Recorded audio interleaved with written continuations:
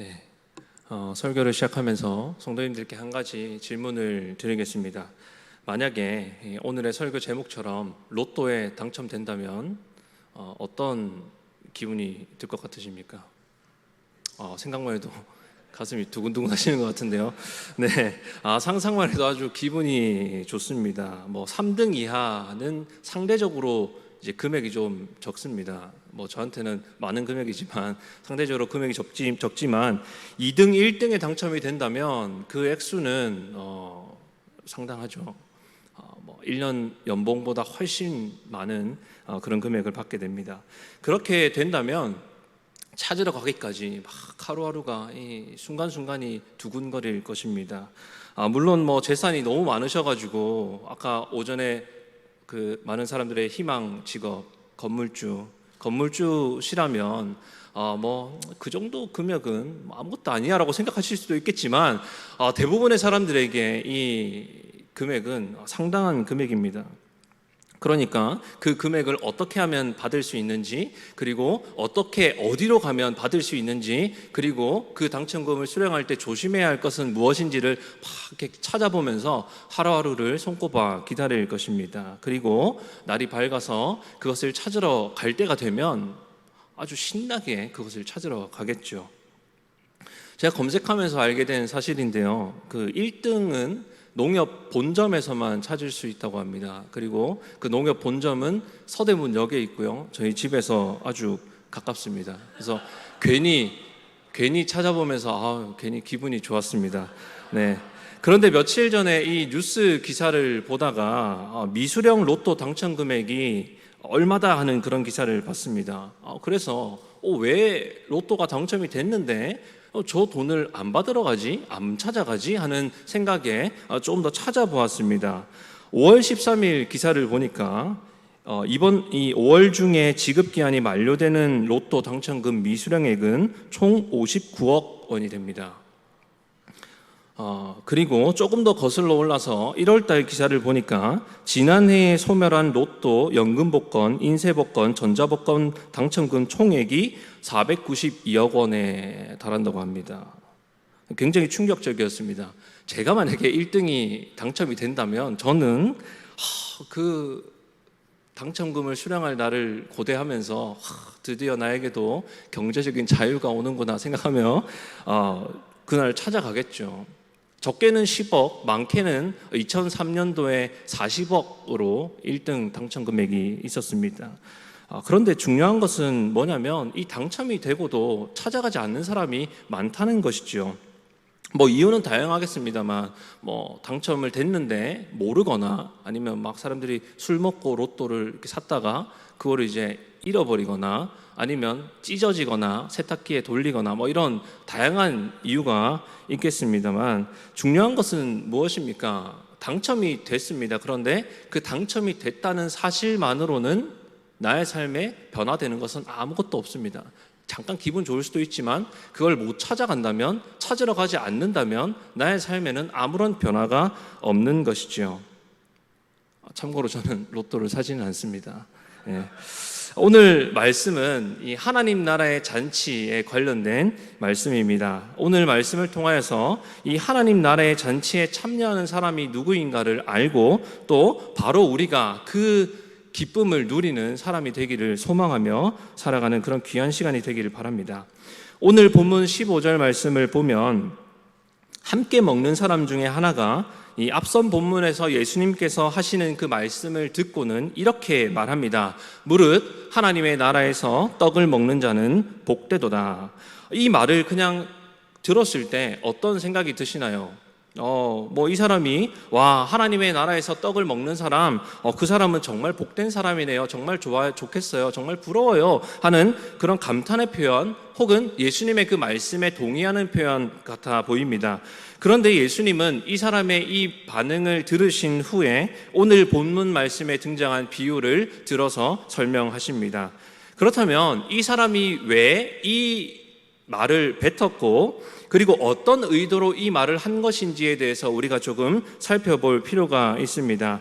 본문의 맥락을 살펴보면 누가복음 13장 중반부부터 하나님 나라에 대한 이야기가 계속해서 이어지고 있습니다. 그리고 14장을 시작하면서 예수님께서는 이 안식일에 바리새인 지도자의 집에 초대를 받았습니다. 그리고 그들과 함께 식사를 하실 때 있었던 일을 서술하고 있습니다.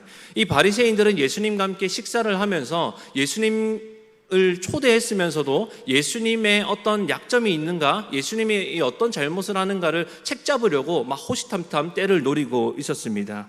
1절에서 6절 말씀을 보면 예수님께서 이 바리새인 지도자의 집에서 식사하시던 날이 안식일이었음을 밝히고 있고, 마침 그 자리에 수종병 걸린 사람이 있었고, 바리새인들은 이 안식일에 예수님이 이 수종병 걸린 사람을 고치는가 안 고치는가를 지켜보고 있었음을 말해줍니다. 예수님께서는 당연하게 그를 고치고 이 바리새인들을 꾸짖으십니다. 그리고 7절에서 14절은 잔치에 초대를 받거든 가장 낮은 자리를 차지하라는 예수님의 권면이 이어집니다. 그리고 이어서 겸손해야 하고 바리새인들에게 너희의 친구들, 즉 이 상류층의 사람들을 초대하지 말고 가난하고 몸이 불편한 자들, 저는 자들, 맹인들을 잔치에 초대하라고 말씀하십니다. 그렇게 해야 하는 이유에 대해서는 14절 말씀에 그리하면 그들이 갚을 것이 없으므로 내게 복이 되리니 이는 의인들의 부활 시에 내가 갚음을 받겠음이라 하시더라. 예수님께서 이 바리새인들에게 이 가난한 자들, 이 불쌍한 사람들을 초대하라고 권면하신 것은 당시에는 이 잔치에 초대를 받으면 그 사람이 또 잔치에 초대한 사람을 반드시 초대하는 그런 풍습이 있었습니다. 그렇기 때문에 이 사람들의 입장에서 자기를 초대할 수 없는 사람은 당연히 초대하지 않는 것이 당시의 사람들의 생각이었습니다. 그래서 이 예수님께서는 그들을 향해서 하나님께서 기뻐하시는 것이 무엇인지를 말씀해 주신 것이죠. 나를 다시 초대할 수 없는 사람을 내가 초대한다면 내가 이 땅에서 그 사람의 초대를 받아서 뭔가 이득을 누릴 수는 없겠지만 마지막 때 하나님께서 그 사람에게 갚아주신다는 것을 말씀하신 것이죠. 그 사람이 바로 하나님의 나라에 들어가서 하나님 나라의 잔치에 참여하는 복을 누리는 사람이라는 것입니다. 이 이야기를 바리새인이 들었습니다. 그리고 15절과 같이 말했습니다. 무릇 하나님의 나라에서 떡을 먹는 자는 복되도다. 그렇다면 이 맥락상에서 이 사람이 말한 이 의도는 무엇이겠습니까? 의미는 무엇이겠습니까? 나도 하나님의 나라에서 떡을 먹는 사람이 되고 싶습니다. 예수님, 이런 뜻이었을까요? 아니죠. 바리새인들은 우리는 이미 선택받은 사람들이고 우리는 이미 하나님 나라의 잔치에 초대를 받았고 나는 당연히 그 잔치에 참여할 것이다 라고 하는 그런 확신이 있었습니다. 나는 당연히 그냥 잔치에 참여한다는 그 전제를 깔고 이 말을 했다면 이 사람은 하나님 나라의 잔치에 참여가 확정되어 있는 나는 정말로 복된 사람이다 라고 하는 감탄사를 내뱉은 것이죠. 그런데 생각해보면 이 바리새인들의 삶을 한번 돌아보면 예수님께서 말씀하신 것과는 전혀 반대되는 삶을 살고 있었습니다. 가난하고 소외되고 아픈 사람들을 위하지도 않고 그들을 찾지도 않았습니다. 오히려 그들을 핍박하고 그들을 죄인으로 몰고 그들을 공동체에서 쫓아내었습니다. 예수님께서 말씀하신 하면 안 되는 일, 너희가 해서는 안 되는 일만 골라서 행하고 있으면서도 그들은 자기가 그냥 당연하게 하나님 나라에 들어갈 것이라고 확신하면서 살아가고 있었던 것이지요. 그런 그들에게 예수님께서 비유를 들어서 말씀해 주십니다. 이 비유는 하나님 나라의 잔치에 참여하는 사람이 누구인가 하는 비유인 것입니다. 비유를 살펴보면 어떤 사람이 잔치를 열게 됩니다. 잔치를 준비하게 됩니다. 그리고 잔치에 참여할 사람들을 초대하게 되죠.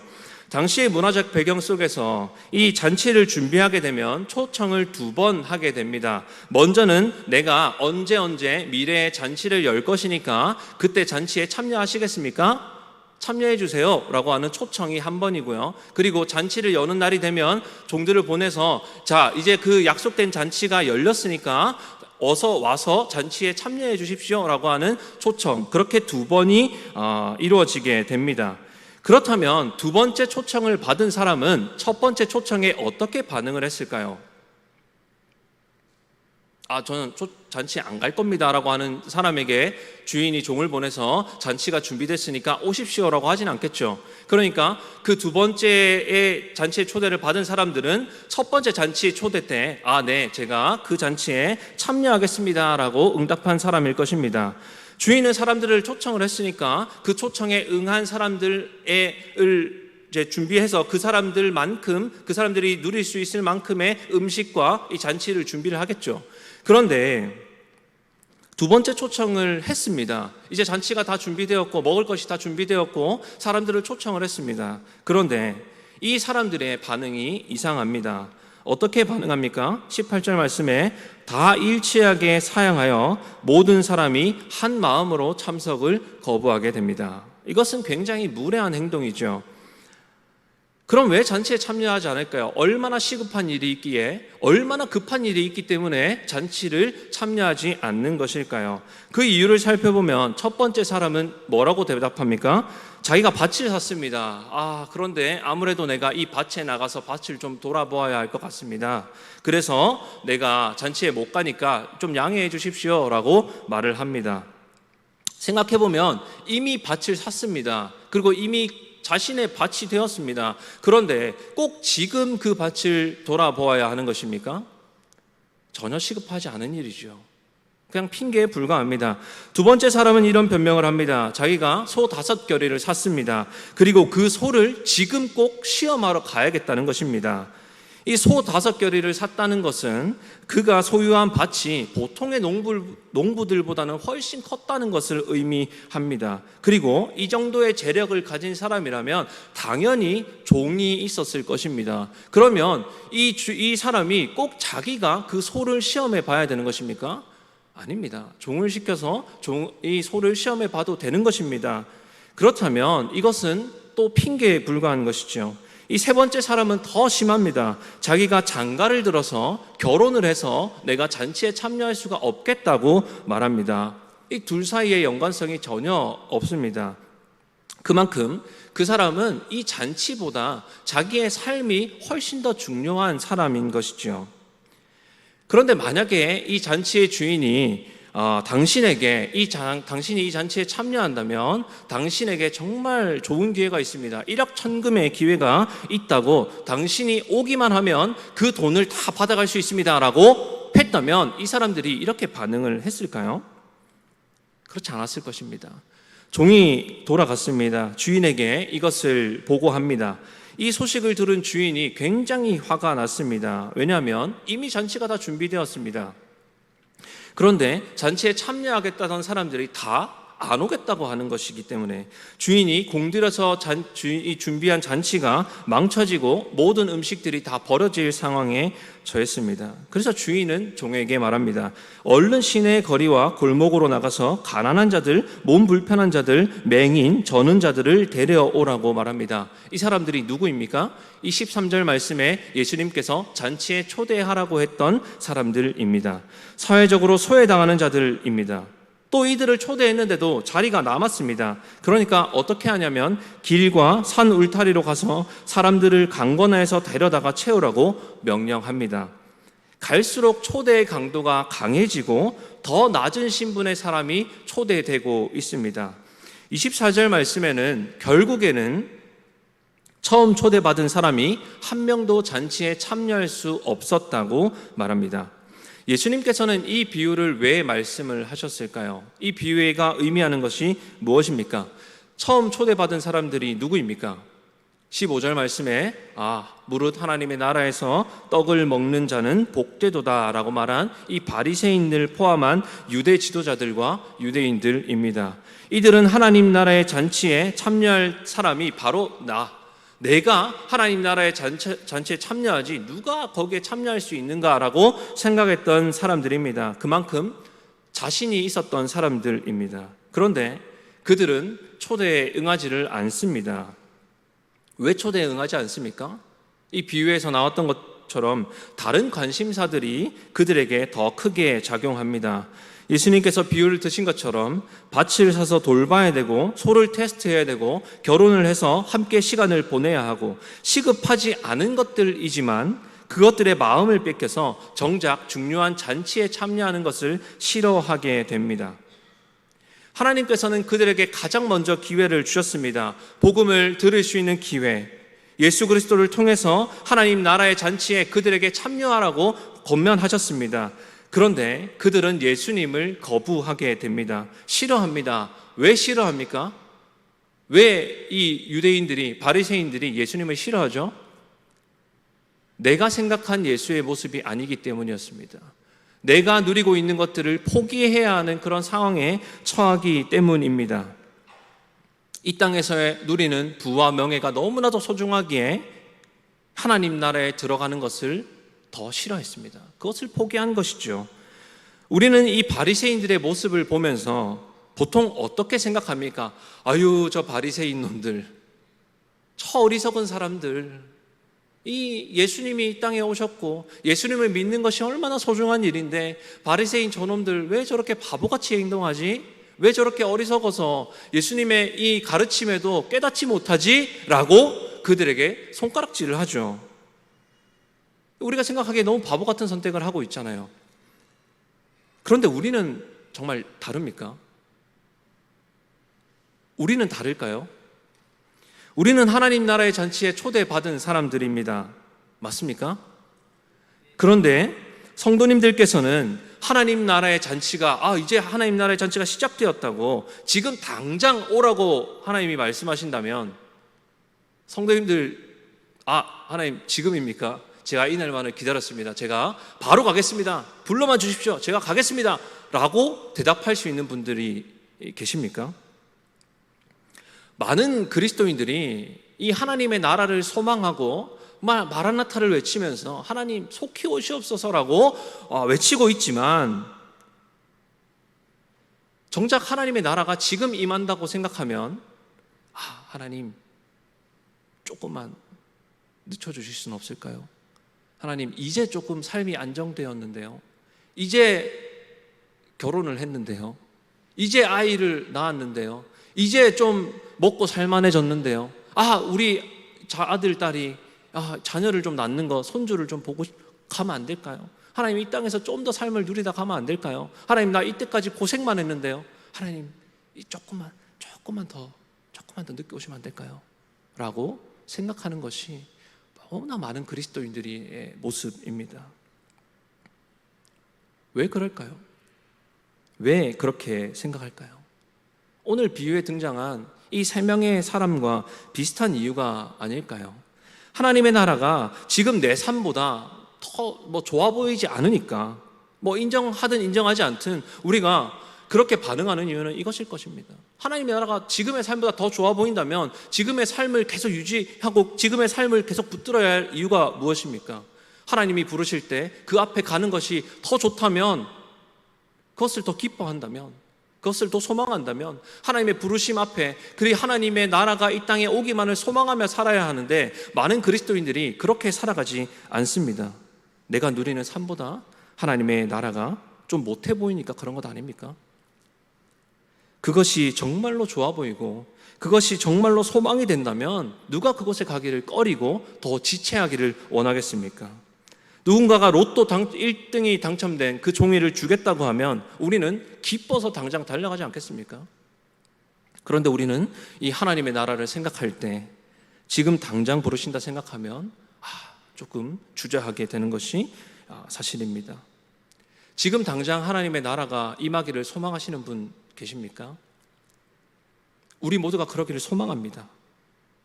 근데 많은 사람들이 내 삶이 힘들 때, 내 삶이 지금 고단하고 힘들 때, 지금 당장 소망이 보이지 않을 때, 미래를 보면 희망이 없다고 생각될 때, 그래서 날마다 그럴 때는 날마다 하나님의 나라를 소망하며 살아갑니다. 하나님 속히 오시옵소서. 하나님 지금 오시면 안 될까요? 하나님 지금 와주시면 안 될까요? 하나님 지금 이 땅에서의 삶이 끝나면 어떨까요? 하나님이 오셔서 지금 우리가 구원을 다 받는다면 어떨까요? 너무 좋을 것 같은데요? 라고 생각을 합니다. 우리 안에 그런 간절함이 날마다 있어야 되지 않을까요? 우리의 삶이 힘들 때만이 아니라 우리의 삶이 평안할 때 오히려 더 하나님의 나라를 갈망해야 되지 않겠습니까? 우리는 하나님 나라의 잔치에 참여할 자격이 전혀 없는 자들입니다.